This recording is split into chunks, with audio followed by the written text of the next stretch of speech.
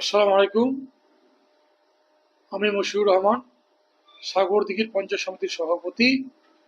আমাদের বছরের সেরা দিন ঈদ। এই ঈদের দিন আনন্দময় হয়ে উঠুক ওরা সাগরদিঘি ব্লক। এই ঈদে সকল সাগরদিঘিবাসীকে আমার তরফ থেকে প্রীতি শুভেচ্ছা এবং সকলকে ভালোবাসা।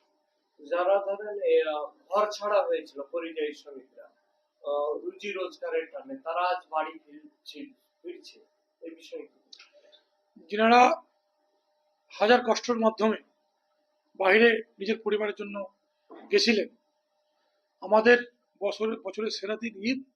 ঈদে ওনারা আবার এখানে এসছেন, এটা আমাদের খুশির বিষয়। এই খুশি যাতে আমাদের ধরে রাখা যায়, তার জন্য আমি আমাদের পরিচয় শ্রমিক ভাইদের বন্ধুদের বলবো যে সেফ টাইপের লাইফের মাধ্যমে যাতে ওনারা গাড়ি চালাতে পারেন বা চালায়। কারণ আমাদের এই পশ্চিমবঙ্গ সরকারের মুখ্যমন্ত্রী মমতা ব্যানার্জি সর্বসময় বলেন যে জীবন একবার, বারবার না। এবং এই জীবনের উপর ডিপেন্ড করছে তার পরিবার, তার ফ্যামিলি, তার পরিবারের। যেমন ওনারা এসছেন, একটা হাসি পড়েছে, এই হাসি যাতে সবসময় থাকে, তার জন্য আমার তরফ থেকে অনুরোধ থাকবে যে তারা যাতে নিয়ম শৃঙ্খলার মাধ্যমে গাড়ি চালায়, কোনো বিশৃঙ্খলা এলাকার মধ্যে যাতে তৈরি না হয়, তার জন্য আমাদের তরফ থেকে যেমনি সহযোগিতা সাপোর্ট থাকবে।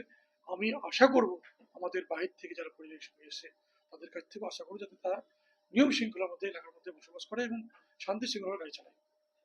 পরিযায়ী শ্রমিকদের কি বার্তা দেবেন? পরিযায়ী শ্রমিকদের একটাই বার্তা দেব যে এনারা পরিবারের জন্য কাজকর্ম করতে গেছিলেন বাইরে, তারা দীর্ঘদিন যাবৎ অনেক কষ্টের মাধ্যমে ছিলেন, যেমন ওনার কষ্টের মাধ্যমে বাড়ির পরিবারের জন্য ছিলেন, ঠিক তেমনই ওনার পরিবারও যাতে ওনার জন্য কোনো কষ্ট না পায়। যে হাসি ফোটাবার জন্য এসছেন, সে হাসি এবং আনন্দ সর্বসময় থাকে।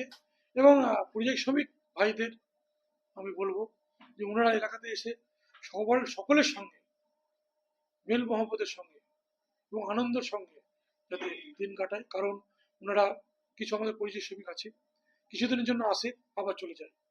যে কদিন এসছে তারা যাতে সকলের সঙ্গে মিলেমিশে থাকতে পারে এবং আমরাও তাদের যাতে ভালোবাসা দিতে পারি, সেটুকুনটাই ওনাদের কাছে আমরা চাইবো। এবং আমরাও তাদেরকে অসংখ্য ভালোবাসা দিয়ে এবং বিভিন্নভাবে সহযোগিতা করে করে আমরা একে অপরের সঙ্গে মিলেমিশে থাকবো।